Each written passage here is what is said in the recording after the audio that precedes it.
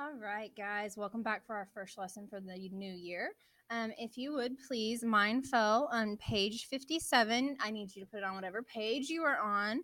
We're going to go back straight into our exponent rules. And today we are going to be talking about the negative rule. Okay, so once you have your table of contents filled in, if you will flip on over, I already have some information written down. If you would like to go ahead and pause and write all this for me, that would be amazing. Okay, once you have it written, unpause. Sorry for the bell. Unpause, and we will go ahead and get started. Okay, the negative exponent rule, the way you'll see it on the formula chart, it says x to the negative a. And the way you get rid of the negative exponent is to pretty much like take its reciprocal. So we're going to change it to 1 over x to the a. Okay, now you only put the negative exponent in the reciprocal spot. Never, ever, ever, ever, ever, ever, ever move a coefficient. The coefficient, if it is a whole number, it stays a whole number. You cannot turn a coefficient into a fraction. And then you're just going to follow all of your previous rules from the other exponent rules that we've learned that you reviewed for the past day. Okay, so you will never have a negative exponent in your final answer. So going over some of these together, here are my examples. We're going to do 13 in total. So if you want to pause and write them all now, you can. Or if you want to just do one at a time. Okay, for number 1, I have x to the negative 5th.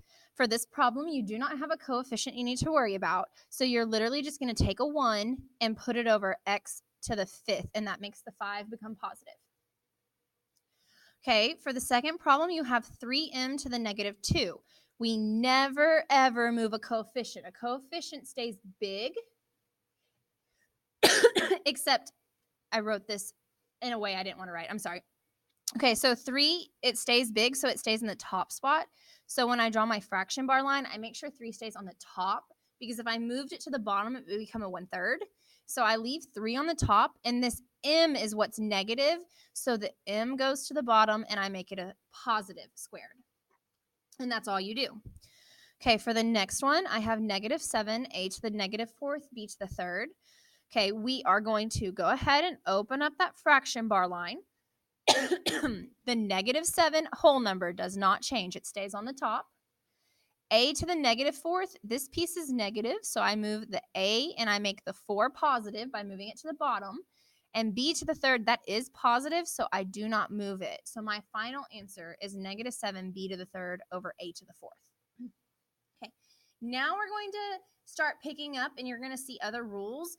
Okay, when you see this, I want you to know on these problems, you do the negative last. Okay, you always take care of the negative last.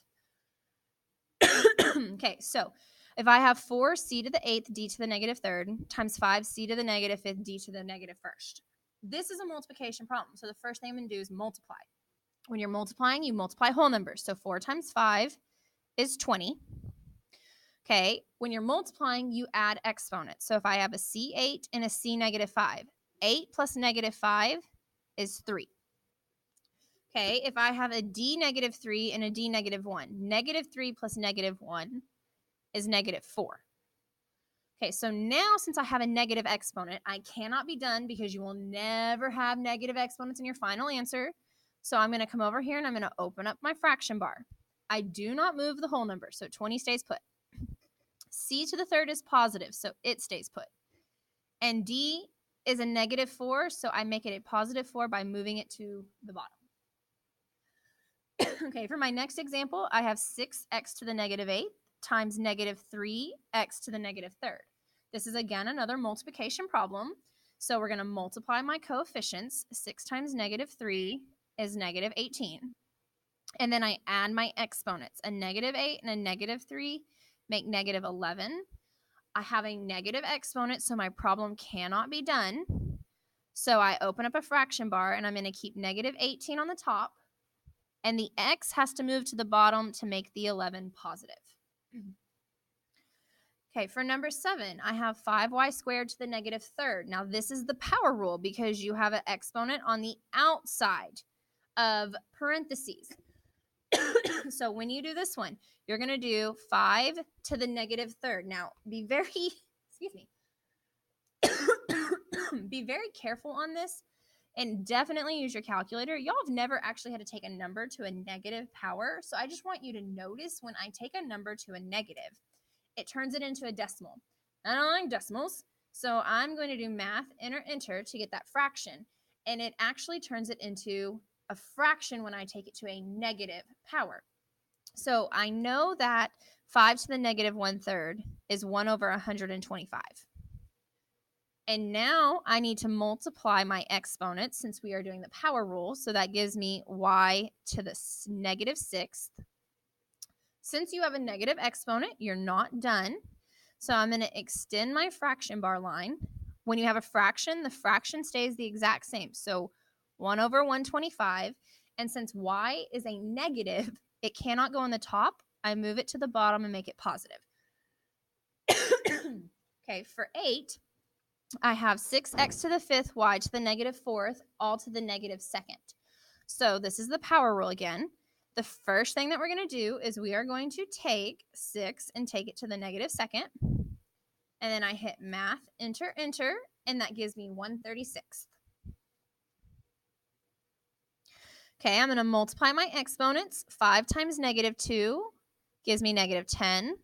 Negative 4 times negative 2 gives me positive 8.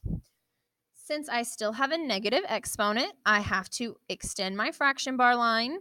I keep the fraction 1 over 36. Since the x is the negative piece, the x goes to the bottom, and the y is positive, so the y stays on the top. Okay, moving into number 9, going to some division now. I have c to the negative 2, d to the negative 1, over c to the 7th, d to the negative 2. I need y'all to be very, very careful here because this is where y'all start getting stuff messed up. You know to divide your whole numbers and subtract your exponents. Well, when y'all start subtracting negative numbers, y'all really start getting confused. So you can use your calculator. Okay, so negative 2 minus 7. That gives me c to the negative 9th. And then negative 1 minus negative 2 gives me 1. So I have d to the 1st. Okay, well, since I have a negative exponent, that can't be my final answer, so I open up a fraction. The c is the negative piece, so I move the c to the bottom and I turn its exponent positive. The d is a positive piece, so I leave it alone. And if you don't want to write the 1, you don't have to. Okay, moving to number 10, I have negative 10 divided by 2, which gives me negative 5. If I have an m squared and an m, this is a third. I am so sorry, that's hard to read. So a 2 and a 3. So if you do 2 minus 3, you get negative 1. Okay, and then you have an n and a negative 5. So that means 1 minus negative 5, which gives me 6. So I have n6.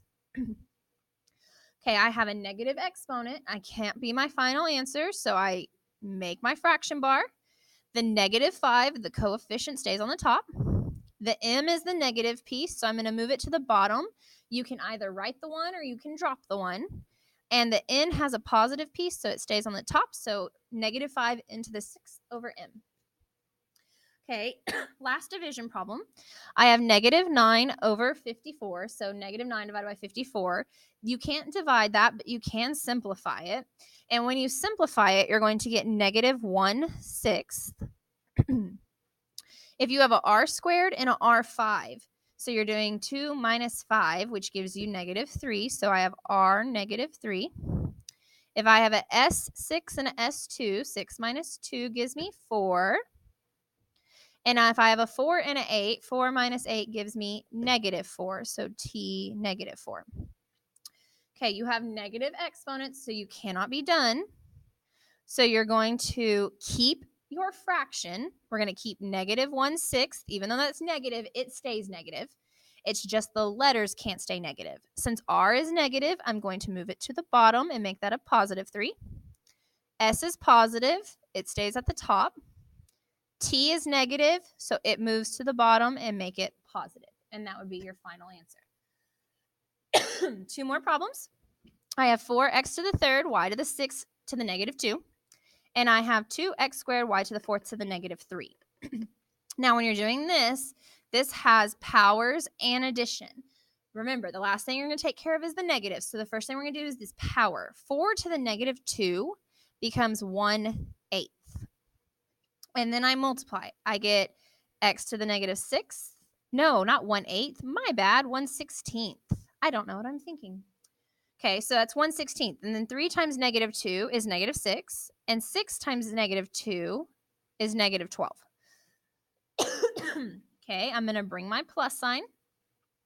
2 to the negative third would be 1/8. That's where I messed up. I went ahead of myself.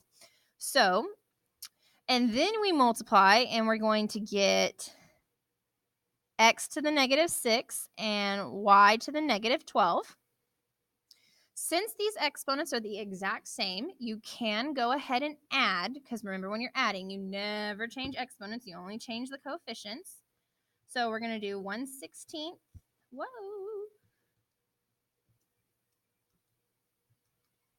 Plus 1/8, which gives me 3/16. And then I keep my x to the negative 6, y to the negative 12. And now I fix my exponent. So I'm going to come right here and write my answer. I'm going to keep my fraction, 3/16. The x is negative, so it moves to the bottom. The y is negative, so it moves to the bottom. And there's my final answer. Okay, for 13, your final problem. I have 3xy squared times 2x to the 4th y to the 3rd divided by 6x to the 8th y. The first thing we're going to do, we have power, we have multiplication, we have division. The first thing you got to do is the power. We're going to do 3 squared, which is 9, and then multiply my exponents. So 1 times 2 gives me x squared, 1 times 2 gives me y squared. I'm going to change this to a time sign instead of parentheses, because this one doesn't have an outside exponent, and I'm going to write 2x to the 4th, y to the 3rd, divided by 6x to the 8th y. Okay, now I have to do my multiplication. So multiply whole numbers, add coefficients. So 9 times 2 is 18. X squared and x4 make x6. Y squared and y3 make y5. Bring in your division by 6x to the 8th y. And now we just divide. So divide coefficients and subtract exponents. I have 18 divided by 6, which is 3. 6 minus 8 gives me negative 2. And 5 minus 1 gives me 4. Well, I can't be done with this answer because I have a negative exponent. So I'm going to make my fraction. The coefficient stays on the top. The x is negative, so I move it to the bottom. And the y is positive, so it stays on the top. So my final answer would be 3y to the 4th x squared. Okay, if you have any questions, please let me know.